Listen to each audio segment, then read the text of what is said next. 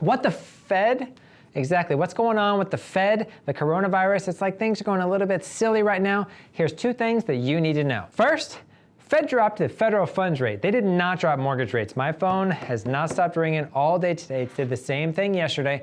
When the Federal Reserve drops the federal funds rate, really what they're trying to do is help the stock market, which if you were paying attention earlier this week, when the stock market went up by 1,200 points in one day, they got exactly what they were looking for, but that is not the same as mortgage rates. They're basically trying to save the folks that are invested in the stock market and stop people from panicking from that financial side. So that's the first piece. Second piece, and in a similar note, rates are low, not because the Fed dropped the federal funds rate, but because of other factors as well. Rates are extremely low, lowest that I have seen them, and that helps both of us. But what hasn't changed is the other folks' rates. You're gonna see other people talking about how rates are historically low, but what they're saying is they're historically low for them.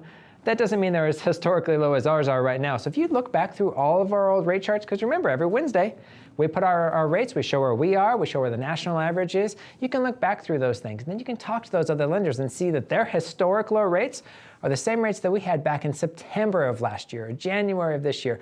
Months and months and months ago, we were able to offer the rates that they're offering now. And what we're really gonna see over the next few weeks is what's called rate compression.